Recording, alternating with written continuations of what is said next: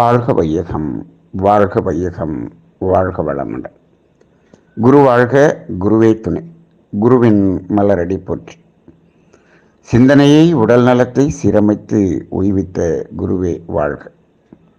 தியானமே யோகம், யோகமே ஞானம். தமிழ் ஆனந்த யோகம். வாழ்க வளமுடன். இன்றைய சிந்தனை அனுபவங்கள் அலட்சியப்படுத்துவதற்காக அல்ல என்பது இன்றைய சிந்தனை. இந்த அனுபவங்கள் என்று சொல்லும் பொழுது இன்றைய சிந்தனையிலே இரண்டு விதமான அனுபவங்களை இங்கு குறிப்பாக சொல்லியிருக்கிறார்கள். ஒன்று, பெரியவர்கள், மூத்த ஆசிரியர்கள் அவர்கள் சொல்லக்கூடிய அனுபவங்கள், அதை நாம் அலட்சியப்படுத்துகிறோம் என்பது ஒன்று. இன்னொன்று, முத்திநிலை, ஞானநிலை அடைந்து அந்த இறை உணர்வு பெற்ற மகான்கள் அவர்களது அனுபவங்களை நமக்கு சொல்லியிருக்கிறார்களே, அவற்றையும் நாம் அலட்சியப்படுத்துகிறோம். இது இரண்டு. இந்த இரண்டும் இரண்டு வேறு பாதைகளாக நாம் சிந்தித்து பார்க்க வேண்டியதாக இருக்கிறது. எப்படி என்று சொன்னால், முதலில் நமது முன்னோர்களும் நமது ஆசிரியர்களும் நமக்கு சொல்லக்கூடிய அனுபவங்கள் அனைத்தும் எப்படி இருக்கும் என்று சொன்னால், துன்பத்தில் போய் சிக்கிக்கொள்ளாமல் இருப்பதற்காகவும் இப்பொழுது இருக்கக்கூடிய துன்பத்திலிருந்து விலகுவதற்காகவும் அவர்கள் அனுபவங்களை நமக்கு சொல்லுவார்கள். அவர்கள் துன்பத்தை எப்படி அனுபவித்தார்கள், அதற்குரிய காரணத்தை எப்பொழுது உணர்ந்தார்கள், அந்த உணர்வைத்தான் அனுபவமாக நமக்கு சொல்வார்கள். அப்படி அந்த அனுபவத்தை எதற்காக சொல்லுகிறார்கள் என்று சொன்னால், துன்பத்தில் நாம் சிக்கிவிடக்கூடாது என்ற ஒரு நோக்கம். இன்னொன்று, துன்பத்திலிருந்து விலகுவது என்பதற்கான நோக்கம். சரி, இப்போ இதை அலட்சியப்படுத்துகிறோம். மகான்கள் சொல்வது, துன்ப நிலையிலிருந்து விலகி மனிதனாக வாழ்ந்து கொண்டிருக்கிறோம் என்று வைத்துக் கொள்ளுங்கள். அவர்கள் நன்றாக ஆரோக்கியமாக இருப்பவர்களுக்கு அவர்களுடைய அனுபவத்தை கூறி இன்னும் நம்மை உயர்த்துவதற்காக, மனிதனை மாமனிதனாக உயர்த்துவதற்காக, ஒரு ஞான நிலையை உணர்வதற்காக வழிகாட்டுபவர்களாக அந்த ஞானிகள் தங்களது அனுபவத்தை கூறுகிறார்கள். அந்த இரண்டு வகைகளிலும் தான் இந்த அனுபவங்கள் இங்கு சொல்லப்படுகிறது. இதில் இப்பொழுது இந்த சமுதாயத்துக்கு எது மிகவும் முக்கியமான, அத்தியாவசியமான ஒன்றாக இருக்கிறது என்று சொன்னால், நமது முன்னோர்களும் நமது ஆசிரியர்களும் சொன்ன அனுபவங்கள். ஏனென்று சொன்னால், இப்பொழுது துன்பத்தின் உச்சத்தில் இருக்கக்கூடிய சமுதாயம் துன்பத்திற்கான காரணத்தை கண்டு உணரவும் இல்லை, துன்பம் நீக்குவதற்கான வழியையும் தேடிக்கொண்டிருக்கக்கூடிய சமுதாயம். ஆனால் தேடிக்கொண்டிருக்கிறது, ஆனால் புதிதாக துன்பங்கள் தோன்றிக்கொண்டேதான் இருக்கின்றன. துன்பம் நீங்கிய பாடில்லை, துன்பத்தின் அளவு அதிகரித்து கொண்டிருப்பதையும் இந்த சமுதாயம் பார்த்து கொண்டிருக்கிறது.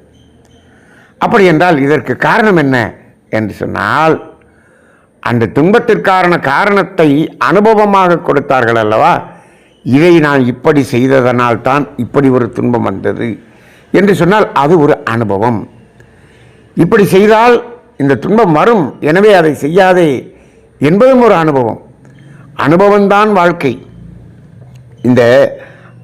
அந்த அனுபவங்களை எல்லாம் அவர்கள் சொல்லும்போது அதனை புறக்கணித்து விட்டு வாழ்ந்ததுதான் இன்றைய சமுதாயத்தில் இவ்வளவு துன்பத்துக்கான காரணம். இப்பொழுது பெரியவர்கள் எது சொன்னாலும் சிறியவர்கள் கேட்பதில்லை. இதற்கு காரணம் என்ன என்று சொன்னால், அவர்கள் கல்வி அறிவில் உயர்ந்திருப்பதாகவும் இந்த லேட்டஸ்ட் டெக்னாலஜியில் நாங்கள்லாம் உயர்ந்திருப்பதாகவும் அவர்கள் எண்ணிக்கொள்கிறார்கள். ஆனால் அந்த கல்வி அறிவிலும் இந்த டெக்னாலஜியிலும் உயர்ந்திருப்பவர்கள் அனைவரும் பெரிய பெரிய நோய் துன்பத்திலும் மன உளைச்சலிலும் இருப்பதை நாம் பார்க்கிறோம். அப்போ அதில் உயர்ந்திருப்பதனால் இவர்கள் உயர்ந்த வாழ்க்கையை வாழப்போகிறார்களா என்றால் இல்லை. இது பெரியவர்களுக்கு நன்றாக தெரிகிறது. தெரிந்துதான் அவர்கள் அனுபவத்தை சொல்லுகிறார்கள். எதையும் அளவு முறையோடு வைத்துக் கொள்ளுங்கள் என்று சொல்லுகிறார்கள். ஆனால் இவர்களுக்கு எதுவும் தெரியாது, நாங்கள் சுலபமாக செய்து கொள்கிறோம் என்று சொல்லுகிறார்கள். அதாவது ஒரு வங்கியில் போய் பணத்தை போட்டு விட்டு வா என்று அப்பா சொல்லுவார். பையன் என்ன சொல்கிறான், இங்கேருந்து இங்கேருந்து போய் அவ்வளோ தூரம் போய் நின்று வரிசையில் நின்று இந்த வேலையெல்லாம் எதுக்கு பார்த்துக்கிட்டு இருக்கணும், இதான் லேட்டஸ்ட் டெக்னாலஜி, அப்படியே மாற்றிட்டு அப்படியே செஞ்சிடலாம். சரி, அப்போ அந்த வேலை செய்வதற்கான நேரத்தை நீ சுருக்கி விட்டு இந்த வேலையை செய்து விடுகிறாய் டெக்னாலஜியில்.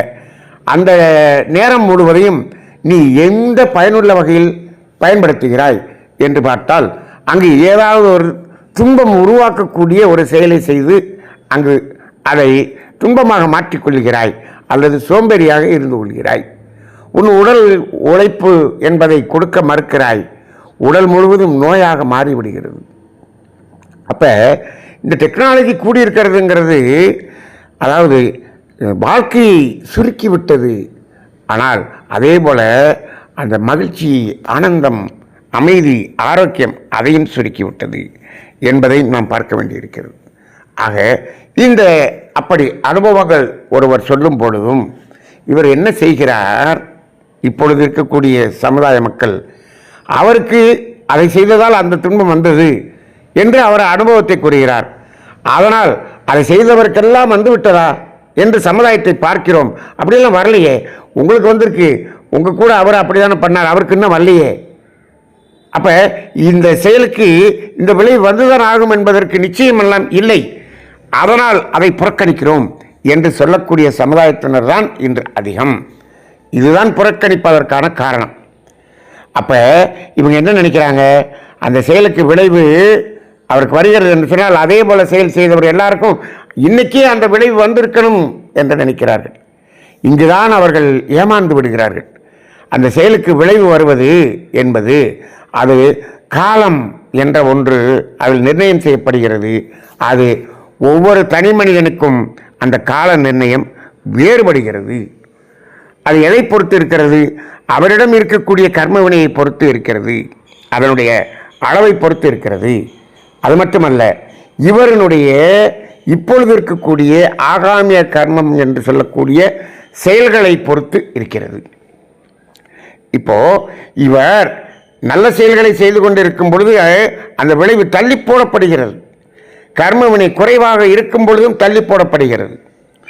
ஆனால் ஒருவர் கெட்ட செயலை செய்து கொண்டே இருக்கிறார், கர்மவினையும் அதிகமாக வைத்திருக்கிறார் என்று சொன்னால் அங்கு என்ன ஆகும், அது உடனடியாக விளைவாக வரும்.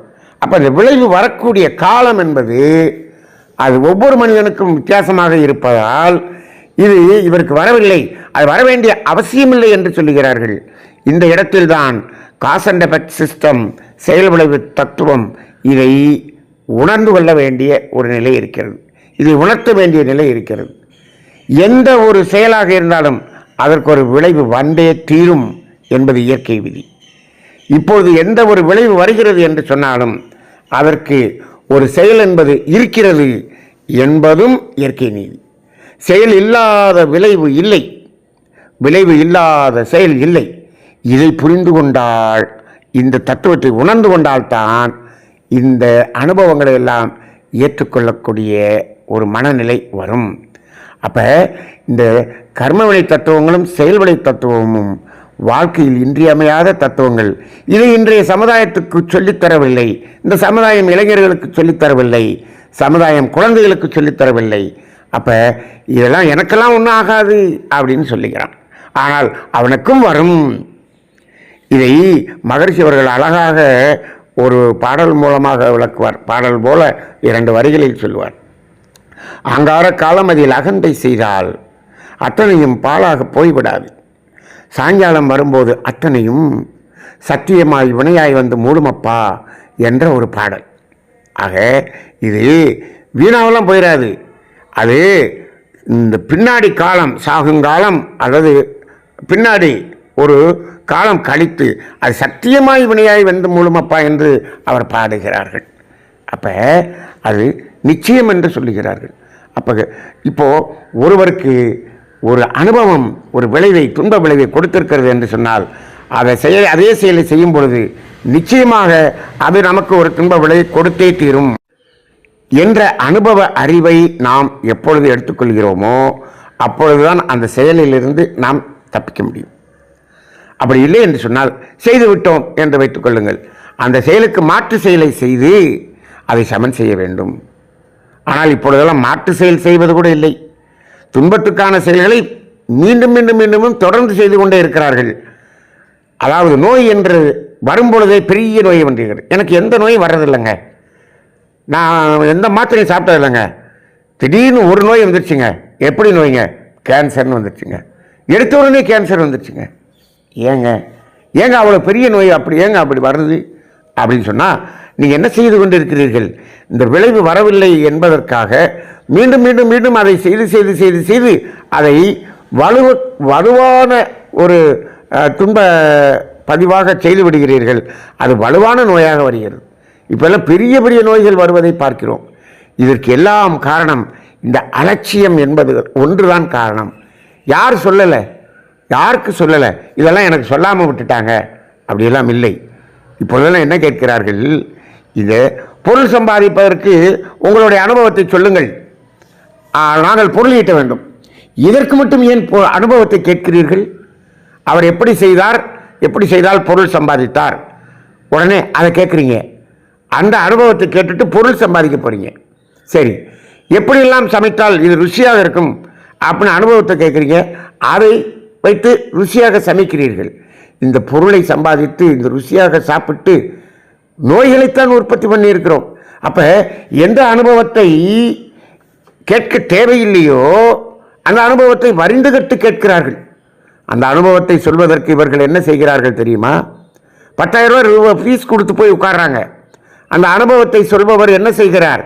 அவர் 50,000 ஃபீஸ் வாங்கிட்டு வந்து சொல்லுகிறார். எப்படி பணம் சம்பாதிப்பது எப்படி, இந்த அனுபவத்தை சொல்லுகிறார்.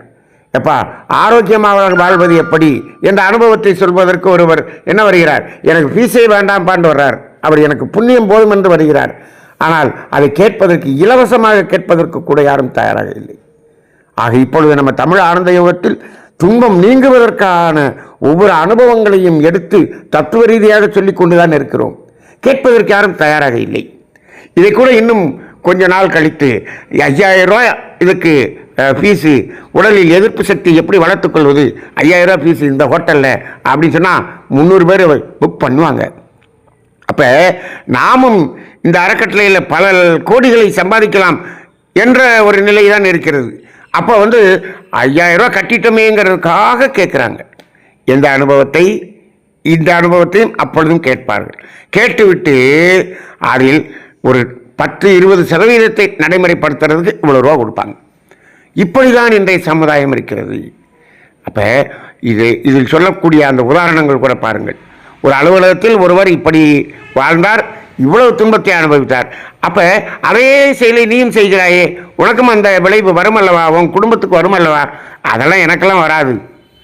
இப்படி தான் இன்றைக்கு அரசியலில் இருக்கக்கூடியவர்கள் அப்படி தான் செய்கிறார்கள். அவர் கொள்ளையடிச்சார், இப்போ இவர் கொள்ளையடிக்கிறாரு. இப்போ இவர் கொள்ளையடிக்கிறப்ப அவர் கேட்குறாரு, இதில் இவ்வளோ கொள்ளையடிச்சிங்களே அப்படின்னு கேட்குறாரு. அப்போ அவர் என்ன சொல்கிறாரு? நீங்கள் என்ன பண்ணுறீங்க, நீங்கள் போன பீரியடில் கொள்ளையடிக்கலையா அப்படின்னு கேட்குறாரு. அவரை சொன்னால் இப்போ நீங்கள் இப்போ என்ன செஞ்சுக்கிட்டு இருக்கீங்க? எல்லா பேரும் அதையே செய்து கொண்டு இருக்கிறார்கள். விளைவை அனுபவித்து கொண்டு இருப்பதை பார்த்து கொண்டும் அதை அப்படி செய்கிறார்கள் என்று சொன்னால் நமக்கு ஒன்றும் வராது என்று இவர்களுக்கு ஒரு அசட்டுத்தனம். ஏன் நீங்கள் கடவுளை நண்பராக வைத்துக் கொண்டிருக்கிறீர்களா? அப்படி நண்பராக கடவுளை வைத்திருந்தீர்கள் என்று சொன்னால் இந்த எண்ணமே வராது. இல்லை கடவுளுக்கு சூட்கேஸ் கொடுத்துட்டீங்களா? கடவுள் சூட்கேஸ் எல்லாம் வாங்காது. கடவுள் நீங்கள் உண்டியலில் போட்டீங்களா? உண்டியலில் நீங்கள் 1 கோடி ரூபாயை போட்டாலும் அதை வாங்கி கொண்டு அந்த விளைவையும் கொடுக்கக்கூடியது தான் இறைநிலை. நீங்கள் அந்த 1 கோடி போட்டிருக்கீங்கிறதுக்குரிய அந்த அளவு துன்பம் பின்னால் குறையுமே தவிர துன்பம் நிற்காது என்பதை புரிந்து கொள்ளுங்கள். ஆக இந்த அனுபவங்கள் என்பது அலட்சியப்படுத்துவதற்காக அல்ல. இதைத்தான் முக்கால ஞானம் என்று மகரிஷி அவர்கள் சொல்வார்கள். அதாவது முற்கால அனுபவம், தற்கால சூழ்நிலை, பிற்கால விளைவு, இது 3ஐயும் கணித்து ஒருவன் செயல்பட்டால் துன்பம் இல்லாமல் வாழ முடியும். அந்த முக்கால அனுபவம் என்பது நமது முன்னோர்கள் கூறிய அனுபவங்களாக இருந்தால் நமக்கு பாதிப்பு இல்லை. ஆனால் இவன் என்ன சொல்கிறான்? முக்கால அனுபவம் இந்த இறந்த கால முக்கால அனுபவத்தை நான், அதாவது கடந்த காலத்தின் அனுபவம், அதை நானே அனுபவித்துக் கொண்டு தெரிந்து கொள்கிறேன் என்று சொல்கிறார். அப்ப இவன் துன்பத்தில் ஆழ்ந்து ஆமாம் இதுக்கு இப்படி தான் வருது அப்படி தெரிஞ்ச பிறகு நான் நிறுத்திக்கிறேன். இதை ஏன் நீ அந்த துன்பத்துக்கு போய் அதை உணர வேண்டும்? முற்கால அனுபவம் என்பதை அவர்கள் சொல்லும் போதே உணர்ந்திருந்தால், அதை அலட்சியப்படுத்தாமல் உணர்ந்திருந்தால், நீ இதை அனுபவப்பட்டு உணர வேண்டிய அவசியம் இல்லை. ஆனால் அனுபவப்பட்டு தான் உணர்வேன் என்று சொன்னால் அனுபவப்பட்டு உணரட்டும். ஆனால் அனுபவப்பட்டவர்கள் உணர்கிறார்களா என்று பாருங்கள். அனுபவப்பட்டவர்களும் என்ன செய்கிறார்கள்? பணம் இருக்கிறது, அதிகாரம் இருக்கிறது என்று சொன்னால் அதை மருத்துவரிடம் சென்று அதை தற்காலிகமாக சரி செய்து கொண்டு மீண்டும் அதை தவறை செய்து கொண்டே இருக்கிறார்கள். அதனால்தான் பெரிய பெரிய துன்பம் வந்து கொண்டிருக்கிறது. கொரோனா வந்த பொழுது லாக்டவுன் ஆச்சு. எந்த வடக்கடையும் இல்லை, என்ன பலகாரங்கள் இல்லை, பேக்கரி இல்லை, உடலை கெடுக்கக்கூடிய எதுவுமே இல்லை. அது உயிர் வாழ்வதற்குரிய உணவு மட்டும் இருந்தது. ஆரோக்கியம் நன்றாக வந்தது. இப்போ இது அனுபவம் தானே.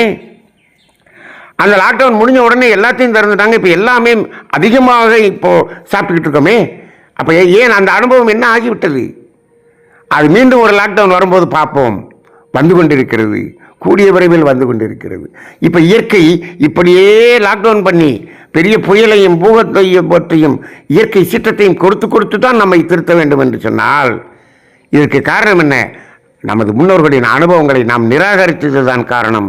அனுபவங்கள் நிராகரிக்கப்படுவதற்கு அல்ல, அனுபவங்களை வாழ்க்கையாக மாற்றிக்கொள்ளுங்கள். ஆரோக்கியமான வாழ்க்கை வாழுங்கள். வாழ்க வளமுடன்.